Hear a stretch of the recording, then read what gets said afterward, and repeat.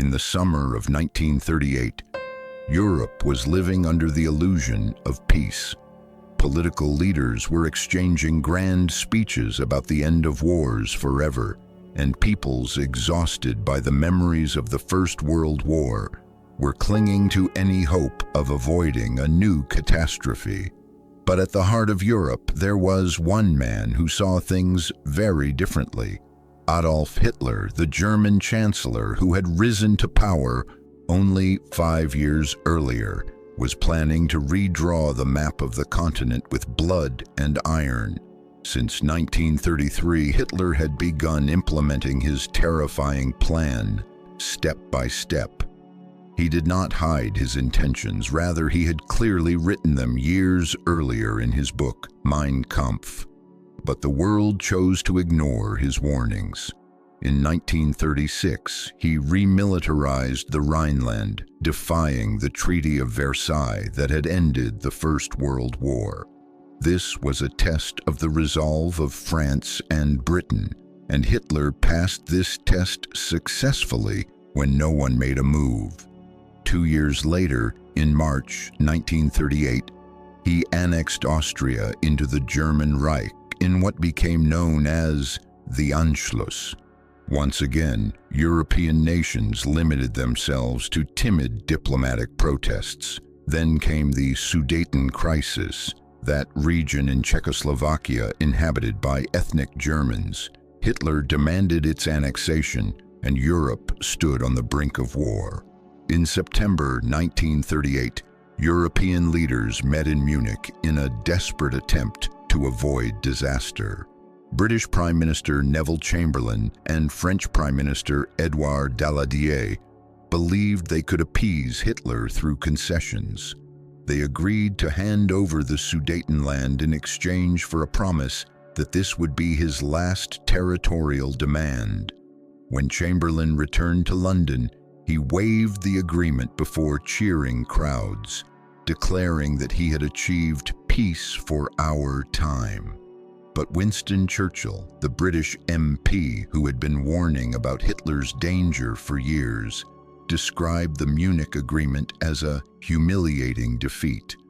Now, Hitler knew very well that his promises in Munich were merely empty words.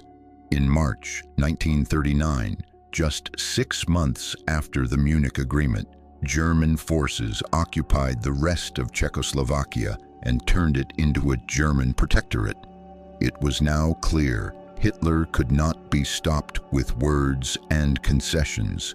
But the lesson came too late, and Europe was about to pay a heavy price for its naivety and hesitation in confronting the evil that was growing at its heart. After swallowing Czechoslovakia, Britain and France finally realized that they had been dealing with a dictator who did not respect agreements and recognized only the language of force. In the spring of 1939, the two countries began accelerating their rearmament programs and rebuilding their armies, which they had neglected for 2 decades. But time was working in Germany's favor, which had been preparing for war since the Nazis came to power 6 years earlier. Hitler's next target was clear: Poland. Poland had regained its independence after the First World War and had been granted a corridor separating East Prussia from the rest of Germany, which Germans considered a national humiliation. Hitler demanded the return of the free city of Danzig and the creation of a German corridor through Polish territory. But the Poles, who understood that conceding to Hitler meant the end of their independence, firmly refused. This time, Britain and France decided to draw a red line. In March 1939, the British government gave Poland a formal guarantee that it would defend its independence in the event of any German aggression. France joined this guarantee, and for the first time in years, it seemed that the Western democracies were ready to confront Hitler. But Hitler was not afraid. He was preparing a surprise that would shock the entire world in the summer of 1939. European diplomacy was in a feverish state. Britain and France tried to negotiate with the Soviet Union to form an alliance against Germany. Joseph Stalin, the Soviet dictator, knew that Poland might be Hitler's next target and that the Soviet Union could be next. But the negotiations were slow and filled with mutual distrust. The Western powers feared communism as much as they feared Nazism, and the Soviets doubted the sincerity of Western intentions. Meanwhile, Hitler was conducting secret negotiations with Stalin himself. On the 3rd of August 1939, the stunned world learned of the signing of a non-aggression pact between Nazi Germany and the Soviet Union, two bitter ideological enemies. The news was like a thunderbolt to the entire world. In a secret protocol attached to the pact, Hitler and Stalin agreed to divide Poland and the Baltic states between them. Each of them sought to gain time. Hitler wanted a free hand in the West without fighting on two fronts, and Stalin wanted to delay the inevitable confrontation with Germany. For the French Communist Party and communists everywhere, the shock was immense. How could Stalin, the champion of the struggle against fascism, ally with Hitler? But Moscow issued its orders and communists had to obey. Suddenly the rhetoric shifted from resisting Nazism to criticizing the imperialist war. This confusion within the European left would have a significant impact on morale in France in the coming months. Now, nothing stood in Hitler's way. He had secured his eastern flank and was convinced that Britain and France, despite their guarantees, would not risk a major war for Poland. On the 31st of August, he ordered the execution of the plan prepared months earlier, the invasion of Poland. German forces were ready on the border, 1.7 million soldiers equipped with the most modern weapons, waiting for the signal to begin what would become known as Blitzkrieg. At 4:45 in the morning on the 1st of September 1939, German artillery bombarded Polish positions along the border. Minutes later, German forces crossed the border from three directions: from East Prussia in the north, from Pomerania in the northwest, and from Silesia and Slovakia in the south. This was the beginning of the Second World War, although the world had not yet realized it. The Polish forces, numbering 1 million soldiers, faced a German war machine the like of which the world had never seen before. The Germans had 63 divisions, including 6 armored divisions and 4 motorized divisions, supported by 2,000 aircraft from the Luftwaffe. The Germans used a new tactic they called Blitzkrieg, or lightning war, rapid penetration by tanks and mechanized forces, supported by intense aerial bombardment to tear apart enemy lines before they could regroup and defend. The Poles, despite their legendary bravery, were not prepared for this kind of warfare. Their army relied heavily on cavalry, and they had only 300 outdated aircraft. The myth that later spread about Polish cavalry charging German tanks with lances was exaggerated, but it reflects the enormous gap in military capabilities between the two sides. In reality, the Poles fought with great courage, but they could not withstand this storm of fire and steel.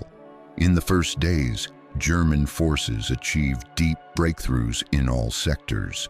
On the 7th of September, German armored units reached the outskirts of Warsaw, the Polish capital, less than a week after the invasion began.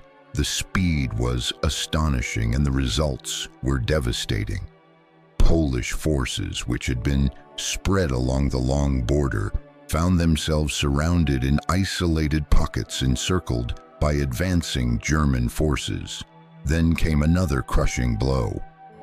On the 17th of September, the Soviet Red Army invaded Poland from the east, implementing the secret part of the Nazi-Soviet non-aggression pact. Poland now found itself fighting on two fronts at the same time. For Polish soldiers, this was a horrifying betrayal. Russia, which they had hoped would help them, had now become an enemy, stabbing them in the back. On the 20th of September, German and Soviet forces met in Brest-Litovsk. A joint military parade was held, and German and Soviet soldiers shook hands in front of cameras celebrating victory over Poland. The scene shocked the world, which had seen the two regimes as bitter enemies, but political realism prevailed over ideology, at least temporarily.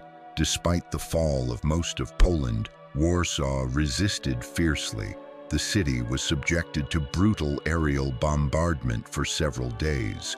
Luftwaffe aircraft bombed residential neighborhoods, hospitals, and schools in an attempt to break the defenders' will. On the 6th of September, the garrison finally surrendered, but only after the city had been destroyed and thousands of civilians had died. Some Polish units continued fighting until early October, but organized resistance ended in just 28 days.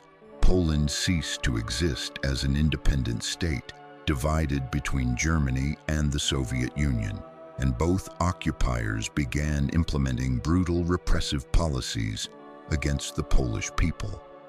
For Hitler, Poland was only the beginning, and he had proven beyond doubt that his new method of warfare was devastatingly effective. On the 3rd of September 1939, just 2 days after the invasion of Poland, Britain and France declared war on Germany, honoring their guarantees to Poland. But this declaration was not accompanied by any real military action. While Poland burned, the Western Allies remained spectators behind their fortifications.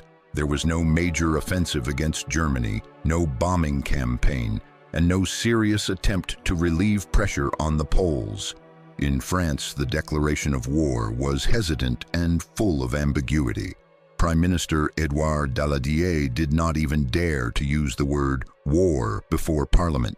Instead, he only requested exceptional military powers.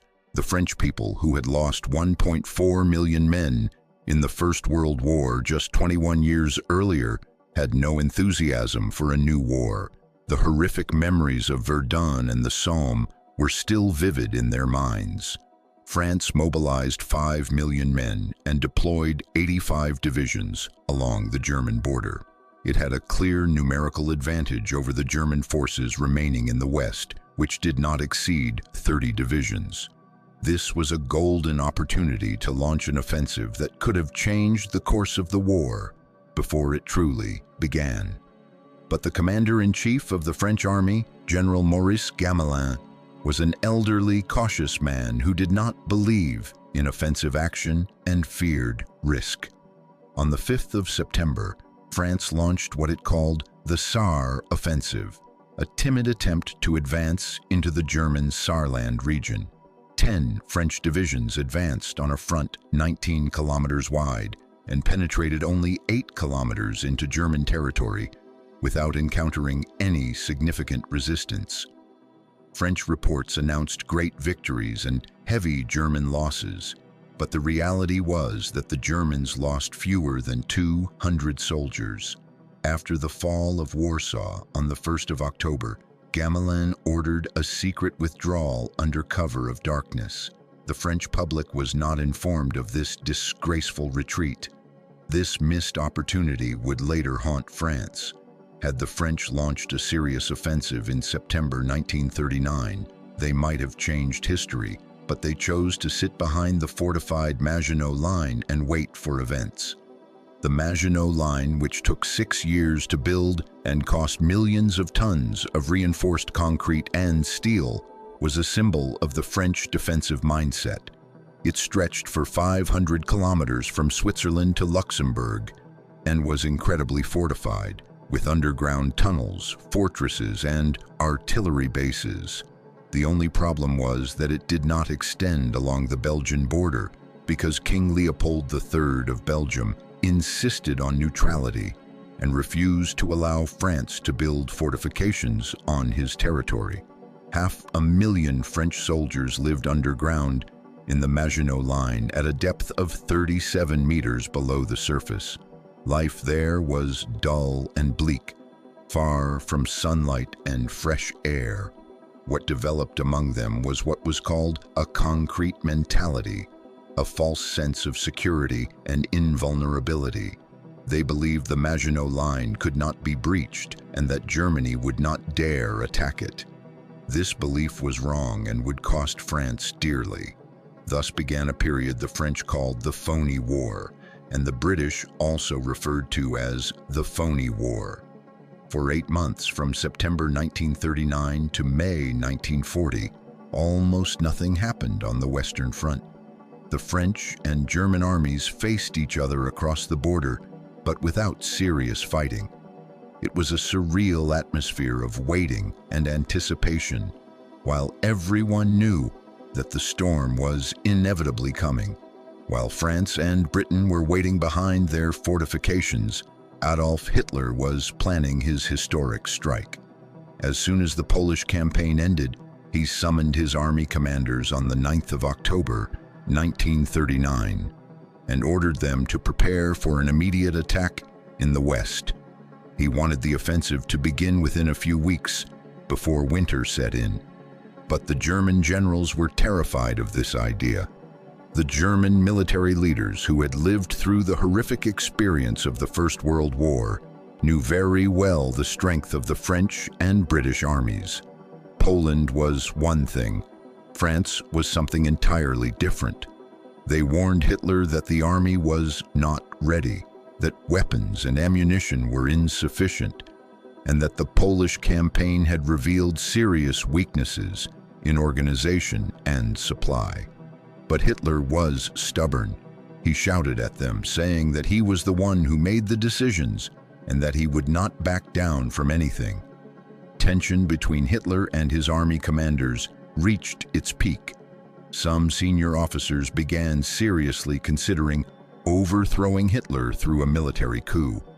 They believed he was mad and would lead Germany to destruction.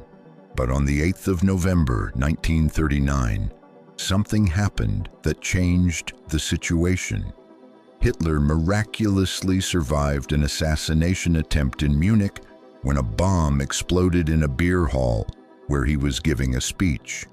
Had he left the place just a few minutes earlier, it would have killed him. This miraculous survival strengthened Hitler's belief in his destiny and his ability to survive. Hitler issued the order to attack 5 times between November and December, and each time he was forced to cancel it because of bad weather. The winter came harsh that year, and snowstorms and thick fog made it impossible to launch a successful air offensive. The Luftwaffe, the German Air Force, was a decisive element in Hitler's blitzkrieg plan, and he could not risk an attack without full air support. During these months of waiting, the German generals worked on developing the offensive plan. The original plan, known as Case Yellow, was essentially an updated version of the Schlieffen Plan used in 1914, an attack through Belgium and the Netherlands to outflank French fortifications and advance toward Paris. But this plan was neither original nor surprising, and the French were fully expecting it. Then one man appeared with a bold idea that would change everything. General Erich von Manstein, chief of staff of an army group. Manstein proposed a completely new plan. Instead of making the main attack through Belgium, the decisive breakthrough should come through the Ardennes forests, the mountainous wooded region between Luxembourg and France. Everyone believed the Ardennes was unsuitable for tanks, but Manstein thought otherwise. His idea was brilliant in its simplicity and boldness. The attack through Belgium and the Netherlands would be merely a feint to draw the best French and British forces northward, while the main German armored forces would break through the Ardennes and drive toward the coast, encircling the Allied armies in Belgium. This was the sickle cut, as the Germans later called it. At first, senior commanders rejected Manstein's plan and saw it as too risky, but in February 1940, the plan reached Hitler himself. He immediately liked the idea because it was bold and unconventional, just like his style in politics. He ordered Manstein's plan to be officially adopted, and the German army began training to execute it. The fate of France had been sealed, though no one knew it yet. On the morning of the 10th of May 1940, the phony war ended suddenly and dramatically. At 5:30 in the morning, Germany launched Case Yellow, the massive invasion of the Low Countries and France, along a front 1,300 kilometers long. 80 German divisions, including 10 armored divisions, attacked Belgium, the Netherlands, and Luxembourg simultaneously. It was the largest military operation in history up to that point, and the world was about to witness the full power of blitzkrieg. The operation began with something the world had never seen before: a large-scale airborne assault. In the Netherlands, thousands of paratroopers and airborne troops from the 7th Air Division under General Kurt Student were dropped behind Dutch lines. Their objective was to seize key airfields and bridges around Rotterdam and The Hague before the Dutch could destroy them. For the first time in history, the enemy descended from the sky, and this was a massive psychological shock to the defenders. At the same time, the 9th Panzer Division broke through the Dutch border and advanced rapidly toward Rotterdam to link up with the paratroopers. The plan worked perfectly. By midday on the first day, the main airfields and bridges were in German hands. The Dutch, who had relied on their neutrality for protection, suddenly found themselves at the heart of war, and their small army was unable to repel the overwhelming German assault. In Belgium, the first German objective was to capture Fort Eben Emael, the strongest fortification in Europe, which guarded the bridges over the Albert Canal. The fort was considered impregnable, with thick concrete walls and a strategic position on a slope. But the Germans used a completely new method. In the early hours of dawn, 80 Special Forces soldiers landed on the roof of the fort using silent gliders. This operation had been rehearsed by German forces for weeks on a replica of the fort. The attackers used new types of explosive charges called shaped charges to destroy the gun turrets and casemates. Within a few hours, most of the fort's guns had been neutralized. The Belgian garrison of 750 men fought bravely for 44 hours, but with the arrival of German reinforcements, it was forced to surrender on the 11th of May. The fall of Eben Emael opened the way for German tanks to pour through Belgium. For France and Britain, the situation seemed clear. The Germans were repeating the Schlieffen Plan, attacking through Belgium as they had done in 1914. Immediately, the French commander-in-chief, General Gamelin, ordered the execution of Plan D, which had been prepared for months, advancing north into Belgium to meet the Germans there. 50 French and British divisions, the best Allied forces, moved rapidly north toward the Dyle River in Belgium. This was exactly what Hitler and Manstein wanted. While the best Allied forces rushed north into the trap, the main German armored forces, 7 panzer divisions under Generals Guderian, Rommel, and von Kleist, advanced rapidly through the Ardennes forests toward the Meuse River and Sedan.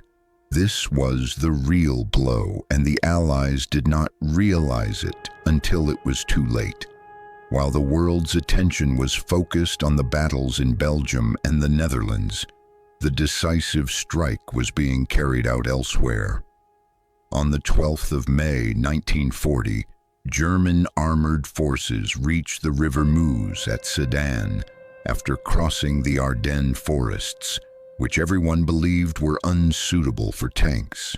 Their advance was so fast and organized that they covered a great distance in just 2 days, moving day and night without stopping.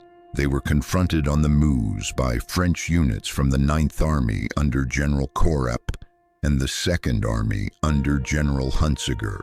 These were second-rate forces, mainly composed of older reserve soldiers, not the professional regular troops that had advanced north into Belgium.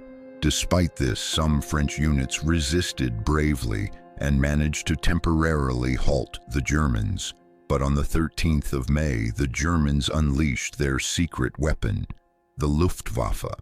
For hours without interruption, hundreds of bombers, especially the terrifying dive bombers Stuka, bombarded French positions along the Meuse.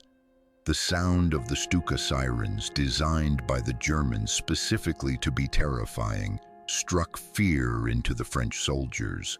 The bombing was concentrated and intense to such a degree that some French units collapsed psychologically and began retreating in panic. General Heinz Guderian, commander of the 19th Panzer Corps, immediately seized this opportunity. His forces crossed the Meuse at several points, and by midnight they had established bridgeheads on the western bank.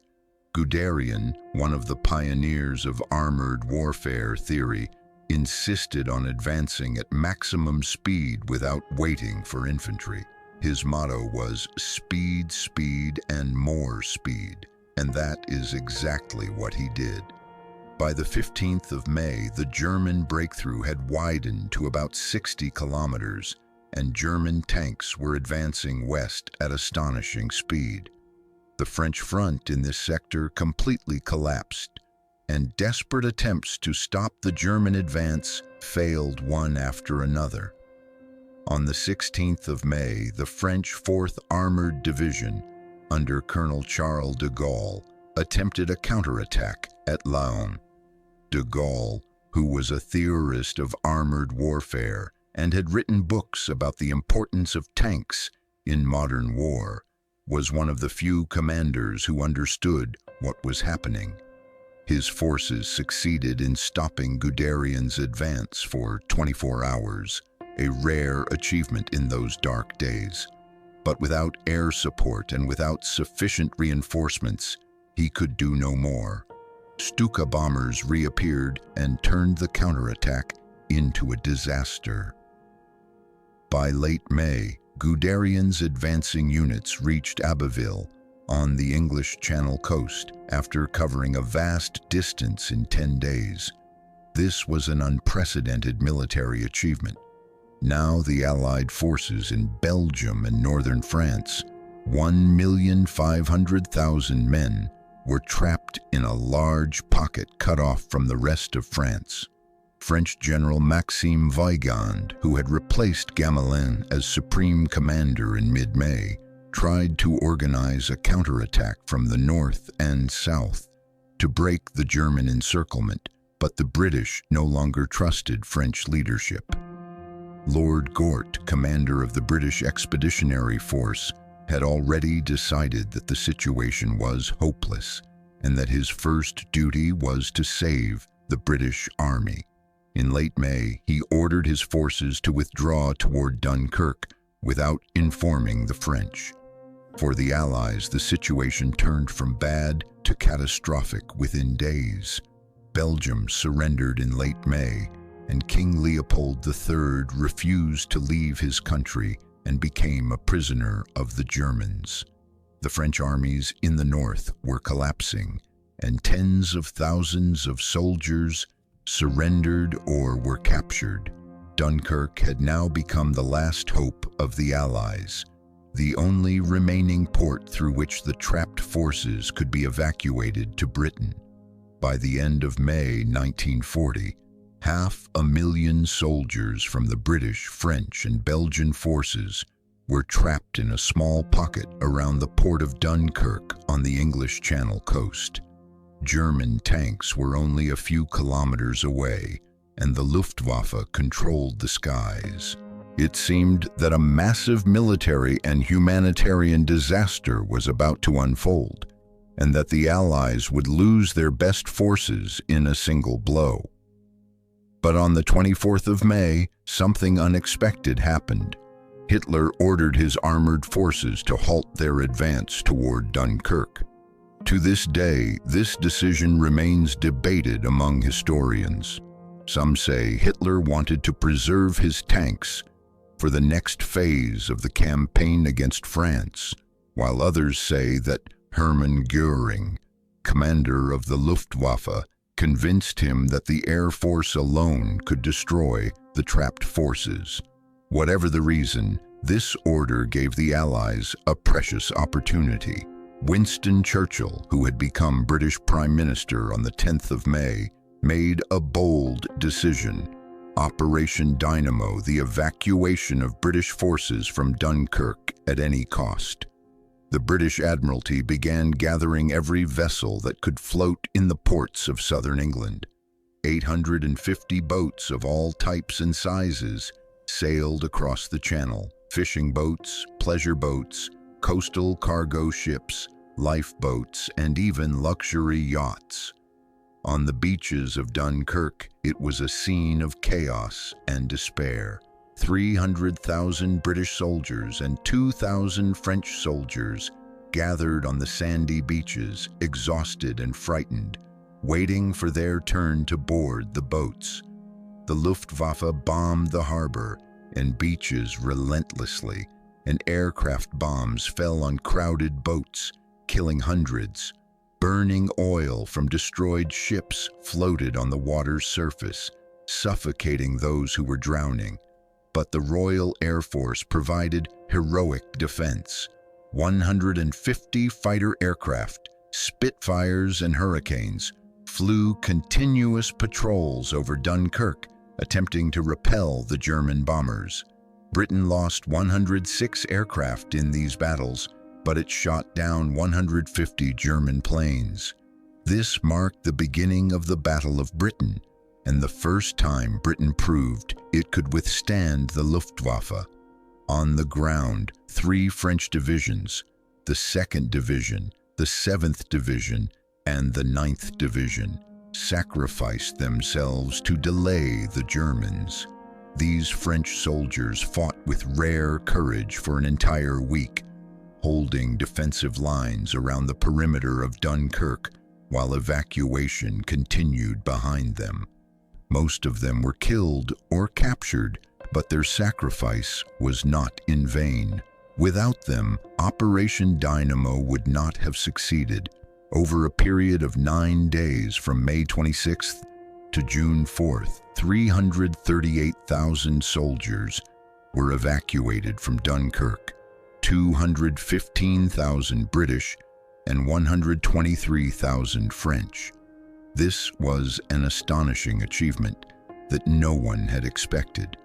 Churchill himself had hoped to save no more than 45,000 men, but the cost was high. 6,000 men were killed during the evacuation, and 2,243 ships and boats were lost, including 9 British destroyers and 6 French destroyers. More importantly, all heavy equipment was left behind: 2,500 heavy guns, 1,000 machine guns, and 75,000 vehicles and hundreds of tanks. The British Army survived, but it lost almost all of its weapons. As for those who were unable to board the boats, 90,000 soldiers, 50,000 British and 40,000 French, were captured and spent the rest of the war in German prisoner-of-war camps. On June 4th, German forces entered Dunkirk and found a destroyed and burned city and beaches covered with shipwrecks and abandoned equipment. For Hitler, this was a great victory, but it was also a missed opportunity. Had he allowed his tanks to continue advancing, he might have destroyed the British Army completely. This mistake would cost him dearly in the coming years, when Britain would become the base from which the liberation of occupied Europe would be launched. After Dunkirk, France had no hope of victory. General Maxime Weygand desperately tried to organize a defense along the Somme and Aisne rivers in what became known as the Weygand Line. He had only 60 divisions, most of them exhausted and demoralized, facing 140 fully combat-ready German divisions with high morale. The difference was overwhelming, and the outcome of the battle had already been decided in advance. On June 5, 1940, the Germans began the second phase of their campaign, Operation Red, to eliminate what remained of French resistance. In just 2 days, they broke through the Weygand Line at several points. General Erwin Rommel, commander of the 7th Panzer Division, swept through Normandy at astonishing speed, while Kleist's armored divisions pushed toward Paris. There was nothing to stop them. The French government, led by Prime Minister Paul Reynaud, left Paris and moved to Tours, then to Bordeaux. The ministers were deeply divided.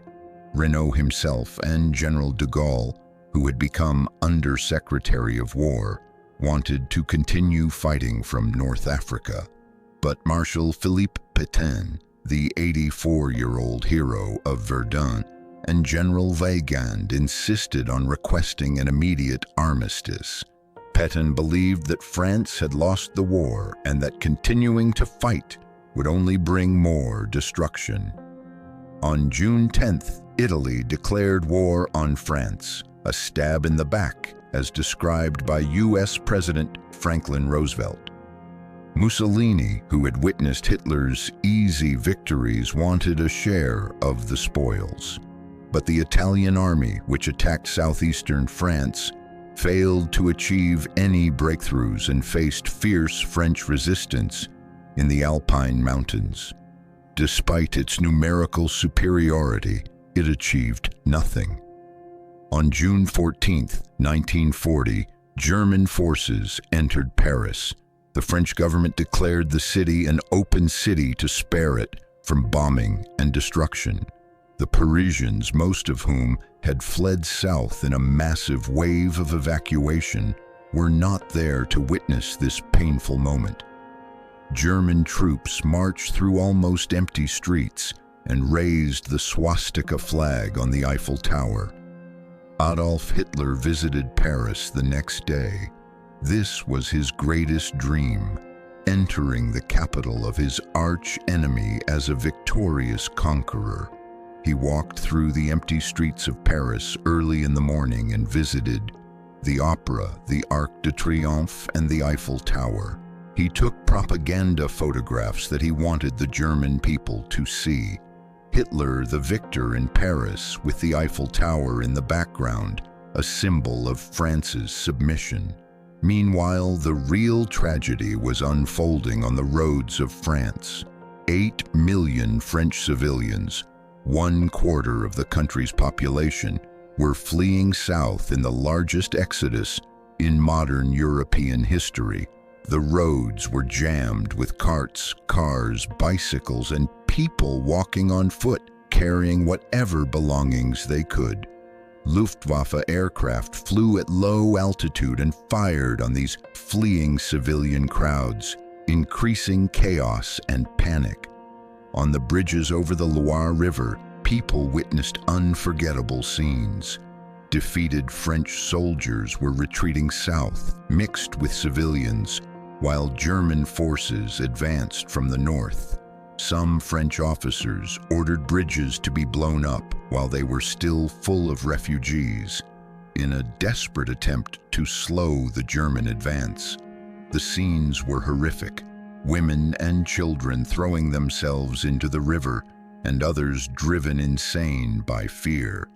On June 16, 1940, Paul Reynaud resigned as Prime Minister after failing to convince the majority of his government to continue fighting from North Africa. He was replaced by Marshal Philippe Pétain, the old hero of Verdun. Pétain's first action was to request an armistice from Germany. In an emotional radio speech, he told the French people that he was offering himself as a gift to France to ease its suffering and that the fighting must stop. With a broken heart, I tell you today that the fighting must stop.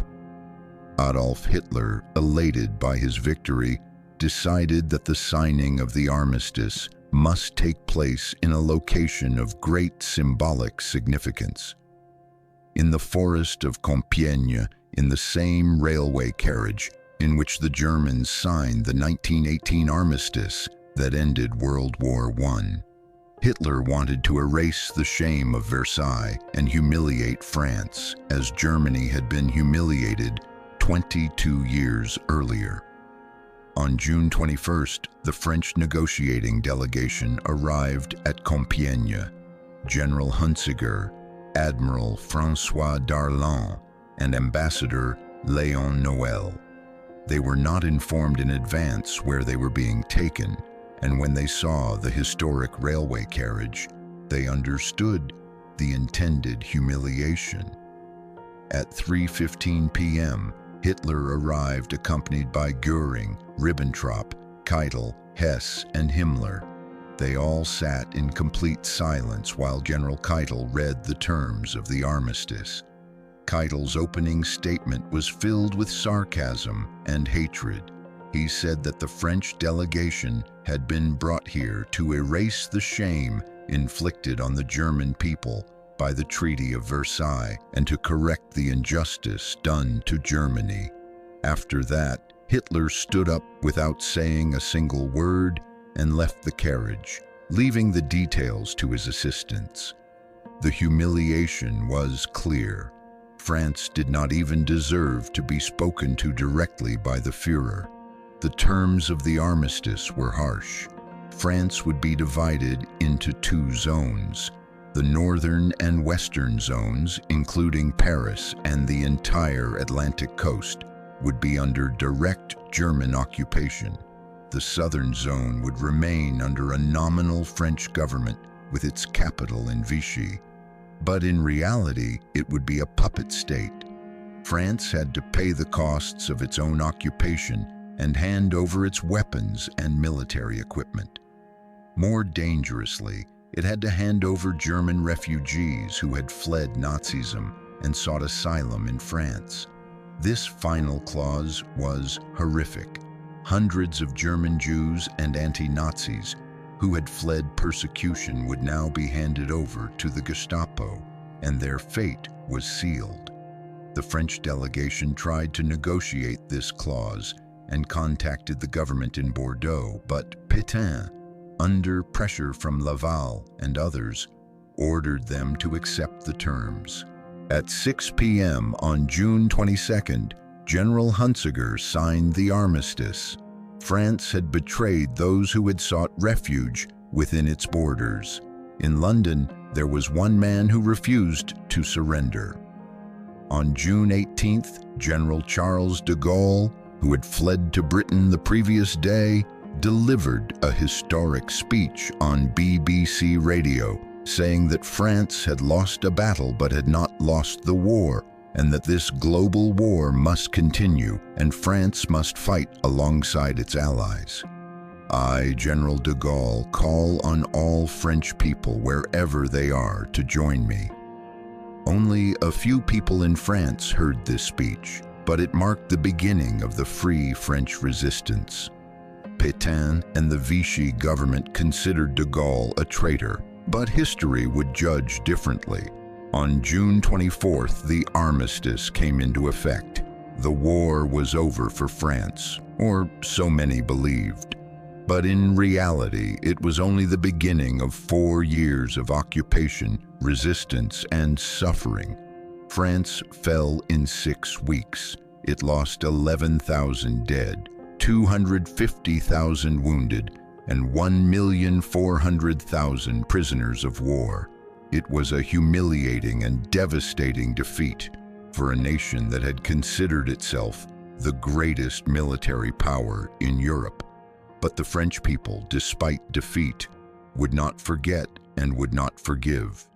And in the years to come, they would prove that the spirit of resistance had not died, and that France had not truly surrendered.